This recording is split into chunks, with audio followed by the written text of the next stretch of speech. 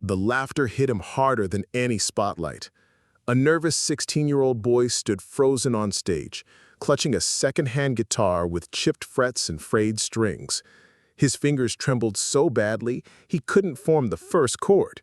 The crowd, restless and unforgiving, began to chuckle. Then it turned mean. One voice shouted, "Get off the stage!" Another cackled, "Wrong career, kid!" He looked out and saw a sea of faces, and not a single one smiling for him. His breath caught in his throat. He wasn't just nervous, he was breaking. But then, the room fell eerily silent. A voice, smooth, deep, unmistakable, called from behind the curtain. "Mind if I join you, son?" The boy turned. The crowd turned. There he stood, hair slicked back, eyes calm, dressed not like a star, but like a man who had nothing to prove. Elvis Presley. Gasps rippled through the auditorium like electricity. People reached for their cameras, their programs, their breath. But Elvis just stepped forward and held out his hand. That night, the king of rock and roll didn't sing for stadiums. He didn't take the spotlight. He shared it. And when he picked up a second mic, the world tilted on its axis, not because of the music, but because of why he did it. What most don't know is that Elvis wasn't even supposed to be there. No press, no security, no tour stop. Just one man who saw a kid drowning in shame and decided to throw him a lifeline. But here's the twist. That kid, the one trembling on stage, forgotten by the crowd and nearly swallowed by his own fear, would go on to live a life that very few knew about, one shaped forever by that single moment. A moment that didn't make headlines, but rewrote the story of two lives. Because while the cameras flashed and the crowd screamed, something unspoken passed between the king and that boy. A silent understanding, a shared memory.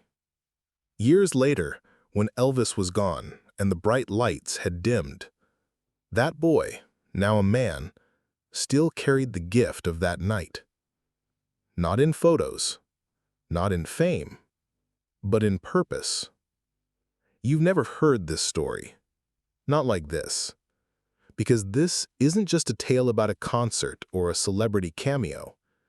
It's about redemption, about what it means to believe in someone when no one else does, and how the most unforgettable songs sometimes begin with silence. The boy's name was Jamie Ray Carter, 16 years old, born in a town so small the highway didn't bother to name it on the signs. Just a scattering of rusted trailers, dusty storefronts, and a diner that only served what it could afford that week.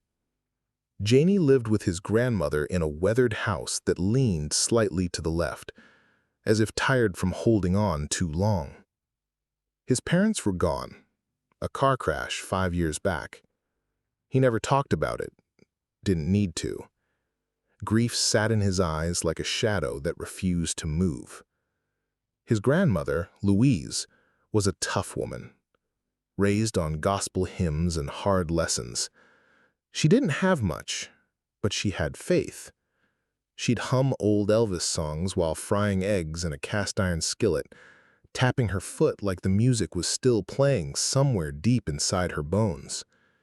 And every night before bed, she'd tell Jamie the same thing. "You've got music in you, baby. Don't let the silence win." Jamie didn't believe her. Not at first. At school, he was the quiet kid in the back. No friends, no voice, just notebooks filled with scribbled lyrics and dreams he didn't dare say out loud. His only real joy came from a busted-up guitar his uncle had left behind. One string was held together by fishing wire, and the neck was chipped. But when Jamie strummed it in the garage, it didn't matter. In that moment, he wasn't invisible. He was heard. That year, the town announced its annual Founders Day talent show. A small event, mostly kids reciting poems, moms singing in trios, and a lot of awkward jokes from the town mayor. But for Jamie, it meant something different. It was the only stage he could reach. He practiced in secret, after chores, after homework, after his grandmother had gone to sleep. Sometimes he'd play so softly the dogs outside didn't even stir. But the sound was there. His sound. Raw, rough, but real. Louise noticed, of course. She always did. One morning, as she sipped her coffee, she said gently, "You gonna sign up?" He looked at her like she'd read his mind. "They'll laugh. So let 'em, but sing anyway." With shaking hands, Jamie signed his name on the sheet at the community center. One of the other boys, a stocky teen with a permanent smirk, saw him write it and muttered under his breath, "Dead boy wants to be a rock star." He heard it. He always heard it. He didn't respond. The night of the show came quicker than he expected. Louise pressed his best shirt, white with tiny blue checks. She brushed the dust from his jeans and smoothed back his hair like his mama used to. He wanted to run. He wanted to disappear. But he didn't. The auditorium was packed, not because of the talent, but because in a town like this, there's not much else to do on a Friday night. Families filled the plastic chairs.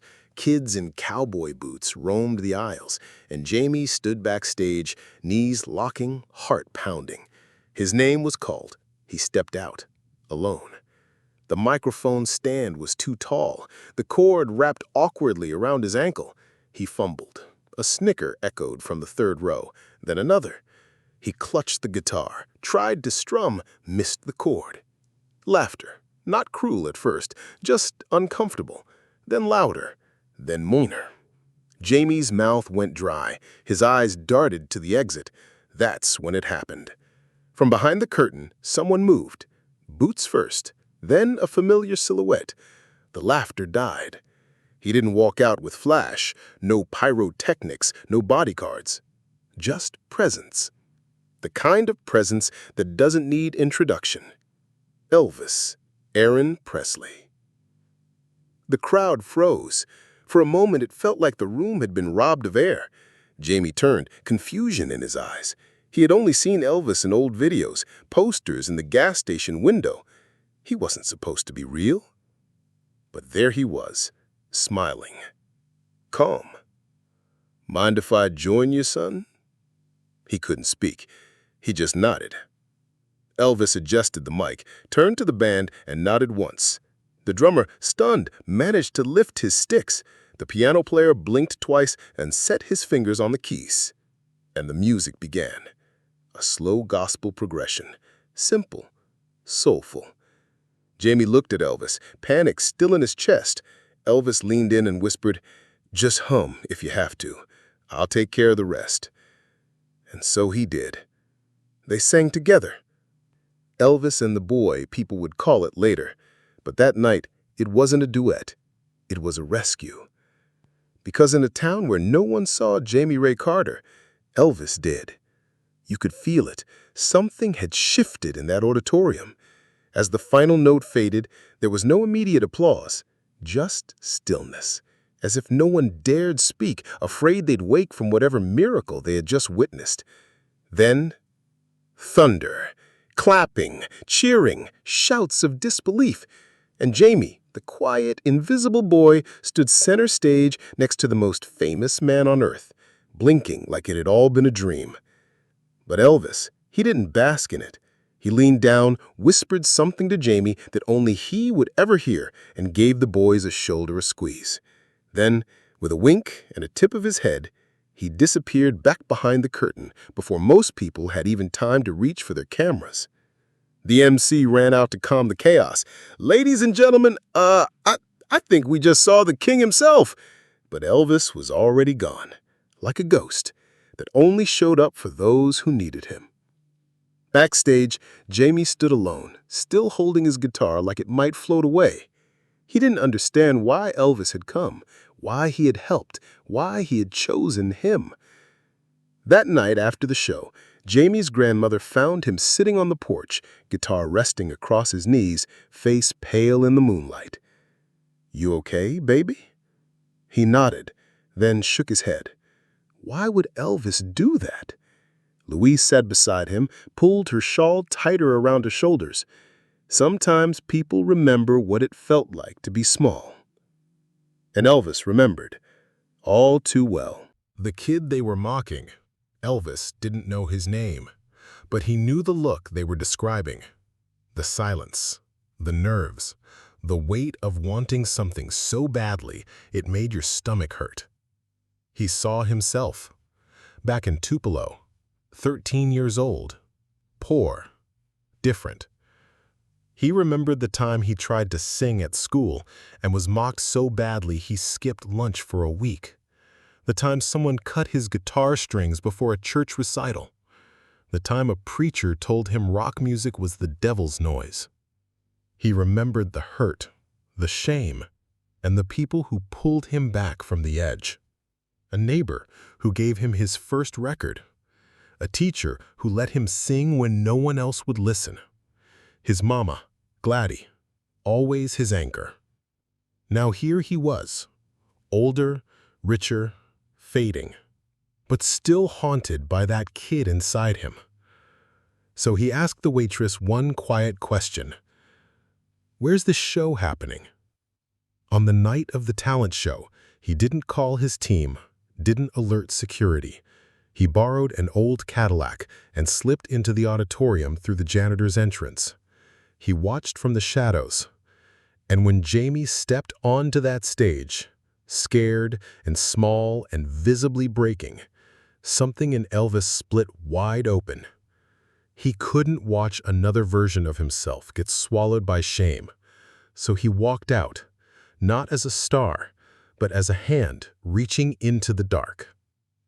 In the weeks that followed, Jamie tried to make sense of what had happened. People at school stared at him like he was wearing a crown. Teachers asked him to sing. Strangers handed him napkins to autograph. But he wasn't changed by the attention. He was changed by that moment, that kindness, that look in Elvis's eyes. And then, on a Wednesday morning, a letter arrived. Plain envelope, no return address. Inside, a handwritten note in careful cursive. "You've got something special, son. Not because you sang with me, but because you sang through fear. That's the hardest song of all." No signature, just a small, hand-drawn lightning bolt at the bottom. Jamie smiled. He knew. And 2 days later, a black car pulled up outside his grandmother's house. A driver stepped out and handed Louise an envelope. Inside, an invitation to Memphis, to Graceland, private. Jamie didn't believe it until they were driving past the gates. Graceland was quieter than he expected. No tour buses, no reporters, just warmth. Elvis greeted him himself. Jeans, button-down shirt, and bare feet. No fanfare, just a man at home. Jamie sat with him in the music room. Guitars lined the walls. A piano sat untouched in the corner. They didn't talk much at first. Elvis just played, softly, bluesy chords that hung in the air like a prayer. Finally, he turned to Jamie. "You know why I helped you?" Jamie shook his head. Elvis looked down at his fingers. "Because once, someone did the same for me, and I promised I'd pay it forward." He handed Jamie a guitar, real mahogany, smooth, polished. "You don't owe me anything," Elvis said. "But if music's in your bones, don't wait for permission." Jamie held the guitar like a sacred thing. And in that quiet room, the boy and the legend played. Not for a crowd, not for applause, just for the love of it. They met twice more in secret, once for lunch, once for a Sunday jam session. Then the calls stopped. Jamie understood. Fame was a prison, and Elvis was trying to breathe. But on the last visit, as Jamie got up to leave, Elvis handed him a worn envelope. "Don't open this yet. Not until you really need it." Jamie nodded, confused but trusting. He tucked the letter away, unaware that in just a few months, the world would lose the king forever. Elvis Presley died on August 16, 1977. Jamie was sitting on the back steps of his high school when he heard the news. A voice on the radio, calm, detached, like it was announcing the weather, not the loss of a legend. Elvis Presley, the king of rock and roll, has died at the age of 47. Jamie didn't move. The wind stirred the trees. The air felt heavier. That moment, that voice, broke something inside him. Because Jamie had known the man behind the myth, not the glittering icon on stage, not the heartthrob on vinyl. He'd known Elvis as a quiet, kind soul who once reached into the dark and pulled a forgotten kid back into the light. For 3 days, Jamie couldn't sleep. He walked the streets of town with his guitar slung over his shoulder, but he didn't play. The joy had gone out of the strings. The world had lost more than a star. He had lost something more intimate, a mentor, a lifeline, maybe even a father figure he never knew he needed. Then, on the 4th morning, as the sun cracked across the sky and painted the fields gold, Jamie remembered the envelope, the one Elvis had pressed into his hand on their last visit. He hadn't opened it. Until now. His hands shook as he peeled back the flap. Inside, on thick paper worn at the edges, was a letter. Handwritten. Personal. Jamie. If you're reading this, then I'm gone. Or maybe just out of reach. I want you to know something. I saw myself in you. But not the stage self, not the one people screamed for. I saw the boy I used to be, standing scared, hoping to be seen. That fear never really leaves you. Fame doesn't fix it. Crowds can't fill it. But you know what does? Purpose.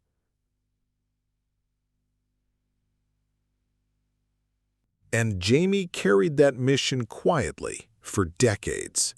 But grief leaves fingerprints. Every time he stepped into a school gym or sat with a kid struggling to stay in tune, he remembered that stage, that moment, that voice. He remembered how Elvis didn't offer a lecture or a spotlight. He simply stood beside him. He was present. And that's what Jamie did now, year after year, student after student, until one day, long after the world had moved on from Presley tabloid stories and re-released albums, a journalist found his way to Jamie's modest music school in Jackson. He heard whispers about the founder, a man with no fame, no public bio, but whose walls were lined with thank you notes from students who'd made it through darkness. What caught the journalist's eye was a glass case in the corner. Inside, a weathered guitar and a single black and white photograph of Jamie standing next to Elvis, both of them mid-song, mouths open, eyes shining. The caption read simply, "The Second Song, 1965. The journalist asked Jamie about it. Jamie was quiet for a long time. Then he sat down, tapped the glass gently, and said, "Most people think Elvis sang for stadiums, but he also sang for one boy who was about to disappear." That night, after the journalist left, Jamie sat at his desk and picked up a pen. He opened a fresh sheet of paper. For years, he'd held back the full story, but now he was ready. He began to write. They laughed when I stepped on stage. His words were simple, honest, no embellishments, just truth. Because it wasn't about celebrity. It was about being seen, being believed in, and the echo of a man who used his last strength not to extend his legend, but to pass on his humanity. Years passed, decades even, and the world, as it always does, moved on. New stars rose, new voices filled arenas, and the name Elvis Presley became a piece of history, a figure on posters, a voice resurrected through remastered records and impersonators in Vegas chapels. But not for Jamie Ray Carter. For Jamie, Elvis was never a memory. He was a mission. Jamie never became famous. He never cut a record or signed with a label. He never stood beneath lights brighter than those hanging in school gyms or church halls. But what he did do was change lives, hundreds of them. His music school, The Second Song, grew from one dusty room with chipped paint and folding chairs into something sacred. A place where no one laughed at your first note. A place where every kid, scared, unsure, overlooked, found a microphone waiting, not to impress, but to belong. They came with bruised hearts and broken homes. Some barely spoke. Some couldn't read music. Some had never touched an instrument. But all of them had something to say.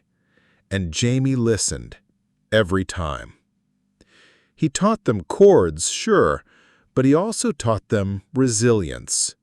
He showed them what it meant to stand tall when your knees shake, to sing even when your voice trembles, to be brave enough to be heard.